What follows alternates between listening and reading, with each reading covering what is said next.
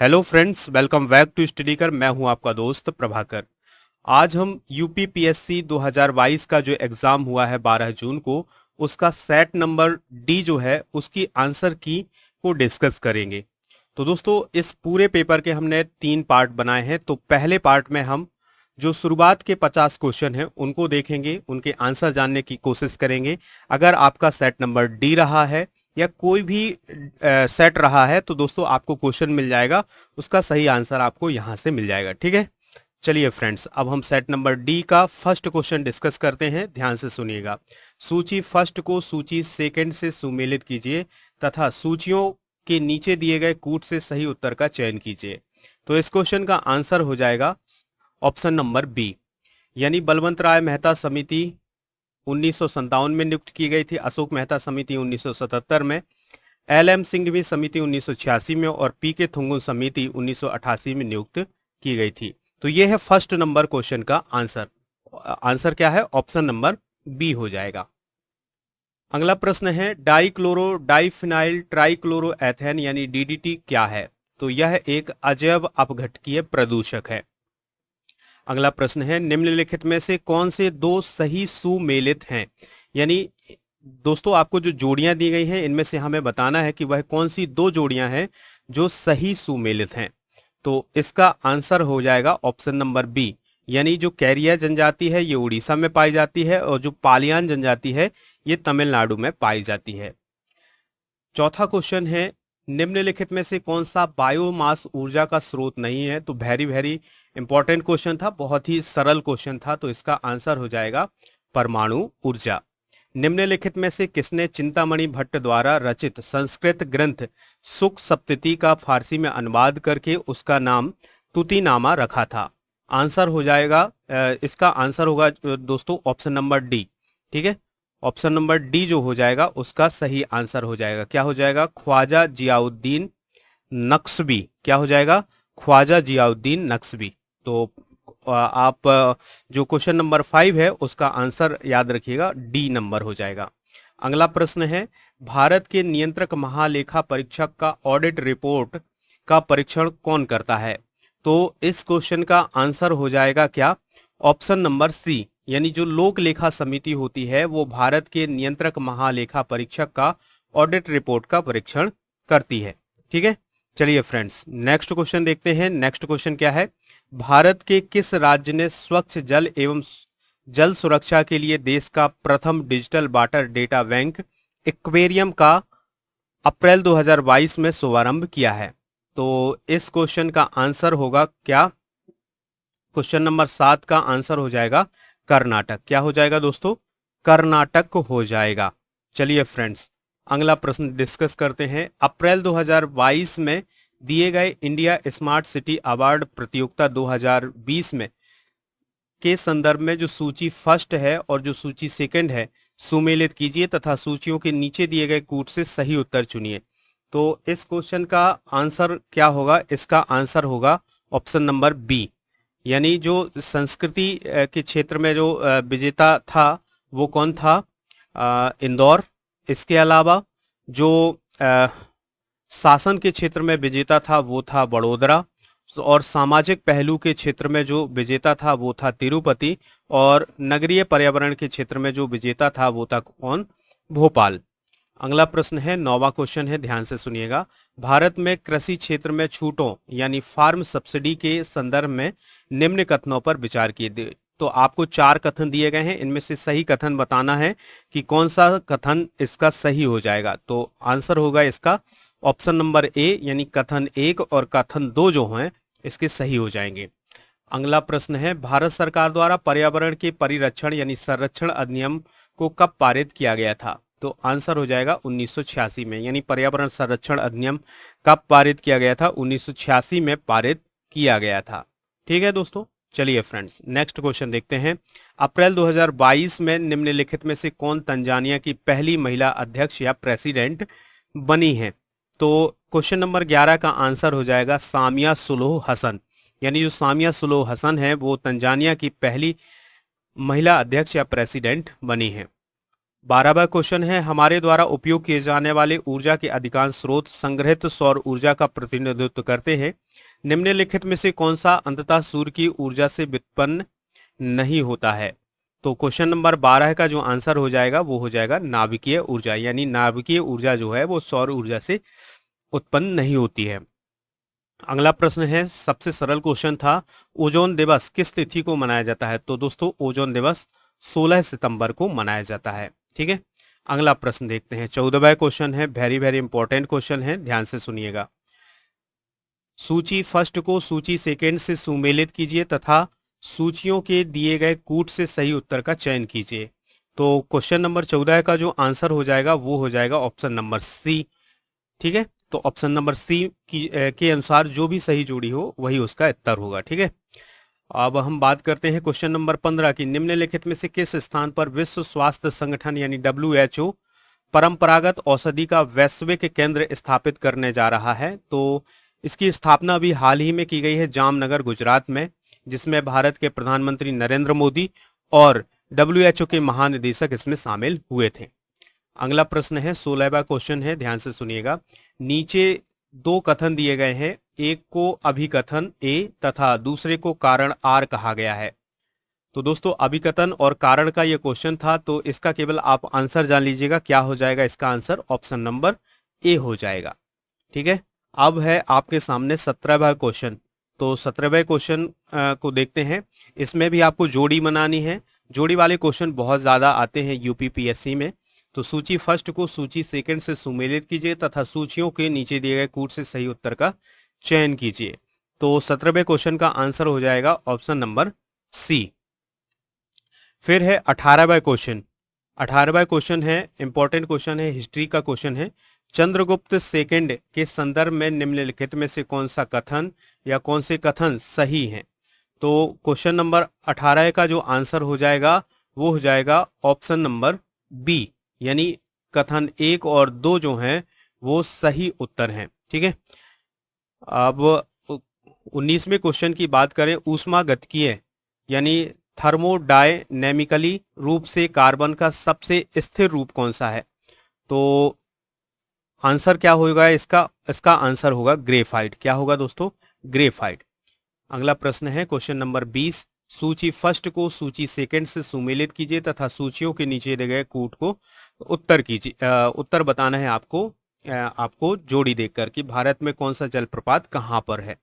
ठीक है, तो क्वेश्चन नंबर 20 का जो आंसर होगा वो होगा ऑप्शन नंबर सी। और 21वां क्वेश्चन है, टी माल्थस ने दी माल्थुसियन थ्योरी नामक प्रसिद्ध सिद्धांत को प्रतिपादित किया है जो किससे संबंधित है?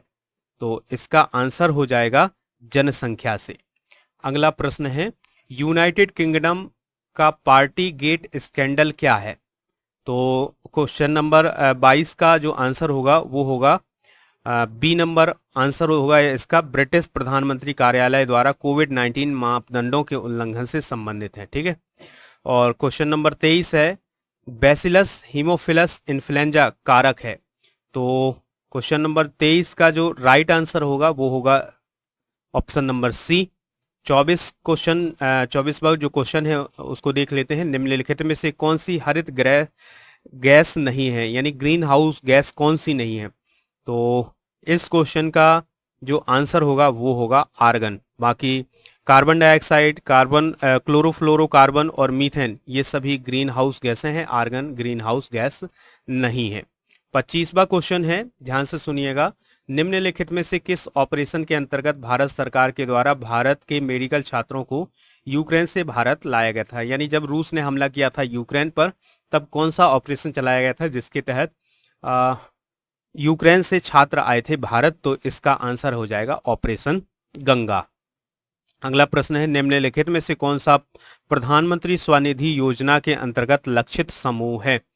तो इस क्वेश्चन का आंसर क्या हो जाएगा? इसका आंसर होगा दोस्तों क्वेश्चन नंबर 26 का ऑप्शन नंबर सी हो जाएगा, यानी जो प्रधानमंत्री स्वनिधि योजना है इसका जो लक्षित समूह है वो है फुटपाथ विक्रेता।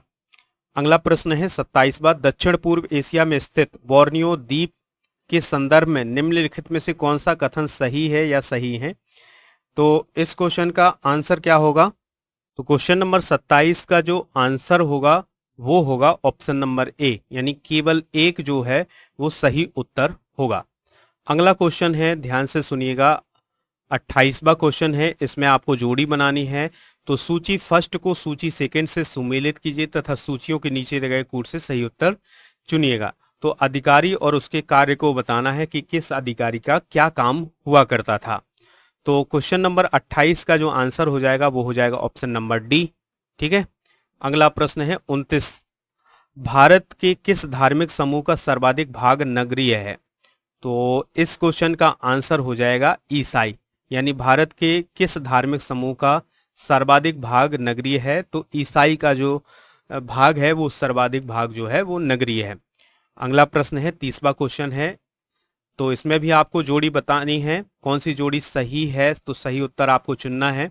एक तरफ दिया गया है सूची नंबर 1 में विधानसभा के नव निर्वाचित अध्यक्ष और दूसरे नंबर पर दिया गया है राज्य। तो वेरी वेरी इंपॉर्टेंट क्वेश्चन है। तो इसका आंसर होगा ऑप्शन नंबर ए हो जाएगा।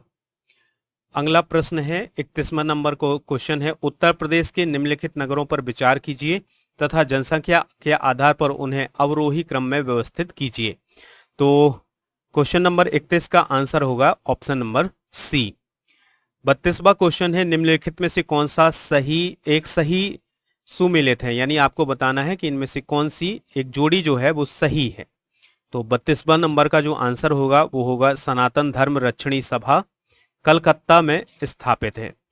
दोस्तों क्वेश्चन नंबर 33 है, निम्नलिखित समाजशास्त्रियों में से किसने ग्राम्य नगरीकरण के विचार को विस्तार से बताया है? तो 33वां नंबर का जो क्वेश्चन है उसका आंसर हो जाएगा GS धुरे। 34वां क्वेश्चन देख लेते हैं, नई दिल्ली में किस प्रसिद्ध इमारत को प्रधानमंत्री संग्रहालय में परिवर्तित किया गया है? तो 34वें नंबर क्वेश्चन का जो आंसर होगा वो होगा ऑप्शन नंबर सी, तीन मूर्ति भवन। फिर है 35वां क्वेश्चन, भारत में सौर ऊर्जा द्वारा संचालित पहला हवाई अड्डा कौन सा है? तो भारत में सौर ऊर्जा के द्वारा संचालित पहला हवाई अड्डा है कोचीन हवाई अड्डा। कौन सा दोस्तों? कोचीन हवाई अड्डा। अब 36वां क्वेश्चन है, निम्नलिखित में से कौन सी वाटरशेड विकास परियोजना भारत की केंद्र सरकार द्वारा प्रायोजित है जिसका उद्देश्य ग्रामीण आबादी को पानी के संरक्षण के लिए सक्षम बनाना है? तो जो क्वेश्चन नंबर 36 है उसका आंसर हो जाएगा उपरोक्त में से कोई नहीं। 37वां नंबर जो क्वेश्चन है उसको देख लेते हैं, निम्नलिखित युग्मों में से कौन सा एक सुमेलित नहीं है? आपको बताना है कि इनमें से कौन सी एक जोड़ी जो है वो सुमेलित नहीं है। तो 37वां नंबर क्वेश्चन जो है उसका आंसर हो जाएगा ऑप्शन नंबर बी, सर्ववर्मन गया ताम्रपत्र। तो इसका 37 का आंसर क्या हो जाएगा? ऑप्शन नंबर बी हो जाएगा। 38वां क्वेश्चन है, सूची फर्स्ट को सूची सेकंड से सुमेलित कीजिए तथा सूचियों के नीचे दिए गए कूट से सही उत्तर का चयन कीजिए। तो दोस्तों इसका आंसर क्या हो जाएगा? इसका आंसर हो जाएगा ऑप्शन नंबर डी हो जाएगा। 39वें नंबर क्वेश्चन को देख लेते हैं, निम्नलिखित पर्वत श्रृंखलाओं में से कौन सी हिमालय पर्वत श्रेणी में अवस्थित है? तो 39वां नंबर का जो आंसर हो जाएगा वो होगा केवल 1 तथा 2। 40वां क्वेश्चन देख लेते हैं, 40वां, निम्नलिखित में से कौन सा एक युग्म सही सुमेलित नहीं है? तो आपको बताना है कि कौन सी एक जोड़ी जो है वो सही नहीं है। तो 40 का आंसर हो जाएगा रेयान रूपांतरित स्टार्च। ठीक है, इसका आंसर क्या हो जाएगा? 40 नंबर का रेयान रूपांतरित स्टार्च।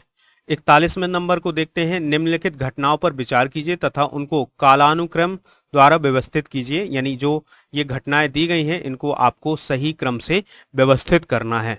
तो 41वें नंबर का जो आंसर हो जाएगा वो हो जाएगा ऑप्शन नंबर सी। ठीक है, 42वें नंबर क्वेश्चन को देख लेते हैं, उत्तर प्रदेश में निम्नलिखित में से कौन सा वन्य जीव अभ्यारण्य 1975 में स्थापित किया गया था? तो 42वां का आंसर हो जाएगा कतरनिया घाट। फिर है 43वां नंबर, प्रसिद्ध रूर कोयला क्षेत्र निम्नलिखित में से किस क्षेत्र में स्थित है? तो जो प्रसिद्ध रूर कोयला क्षेत्र है वो निम्नलिखित में से किस देश में स्थित है? तो इसका आंसर हो जाएगा क्या? ऑप्शन नंबर बी, 43 का बी आंसर जो है वो सही हो जाएगा। फिर है 44वां क्वेश्चन, निम्नलिखित में से कौन सा एक मौलिक कर्तव्य नहीं है। तो इस क्वेश्चन का आंसर क्या होगा, ऑप्शन नंबर बी। ठीक है, चलिए फ्रेंड्स, अब हम 45वें नंबर क्वेश्चन को देख लेते हैं। सूची फर्स्ट को सूची सेकंड से सुमेलित करना है और आपको बताना है कि जो कौन सा भवन किस के द्वारा बनाया गया है, यानी उसका निर्माणकर्ता कौन है। तो 45वें नंबर जो क्वेश्चन है उसका आंसर हो जाएगा ऑप्शन नंबर डी हो जाएगा। 46वां क्वेश्चन है, ध्यान से सुनिएगा। अनुमति योग्य शोर के स्तर के संदर्भ में सूची फर्स्ट को सूची सेकंड से सुमेलित कीजिए तथा सूचियों के नीचे दिए गए कूट को सही उत्तर का चयन कीजिए। तो आपको बताना है कि कौन सी ध्वनि किस क्षेत्र के अंतर्गत आती है, किस स्तर के अंतर्गत आती है। तो आपको कुछ ऑप्शन दिए गए हैं। तो 46वां नंबर का जो आंसर हो जाएगा वो हो जाएगा ऑप्शन नंबर सी हो जाएगा। 47वें क्वेश्चन की बात करें तो इसमें भी आपको जोड़ी बतानी है और बताना है कि किस महासागर का अधिकतम गहरा बिंदु कौन सा है। तो 47वें नंबर क्वेश्चन का आंसर हो जाएगा ऑप्शन नंबर ए हो जाएगा। 48वां जो क्वेश्चन है, वर्ष 2022 के प्रारंभ में कौन सा देश इस्पात उत्पादन में विश्व में प्रथम स्थान पर रहा है, यानी सबसे ऊपर रहा है। तो 48वां क्वेश्चन का जो आंसर हो जाएगा वो हो जाएगा चाइना। 49वें नंबर क्वेश्चन को देखते हैं। पारिस्थितिकी निकेत के संदर्भ में निम्नलिखित कथनों में से कौन सा कथन सही है। तो 49 का जो आंसर होगा वो होगा ऑप्शन नंबर बी, यानी 1 और 2 कथन जो हैं वो सही हैं। चलिए फ्रेंड्स, लास्ट क्वेश्चन देखते हैं इस लेक्चर का। तो नीचे दिए गए 2 वक्तव्य हैं जिसमें एक अभिकथन है और दूसरा है कारण। तो इस 50वें नंबर क्वेश्चन का जो आंसर हो जाएगा वो हो जाएगा ऑप्शन नंबर ए। तो ये थे यूपीपीएससी 2022 की जो प्रीलिम्स परीक्षा हुई थी उसमें सेट नंबर डी के आंसर। तो अगर आपको लेक्चर पसंद आया है तो लाइक करिए, दोस्तों को शेयर जरूर करिएगा जिससे उनको भी इसके आंसर पता चल सके। जय हिंद, वंदे मातरम।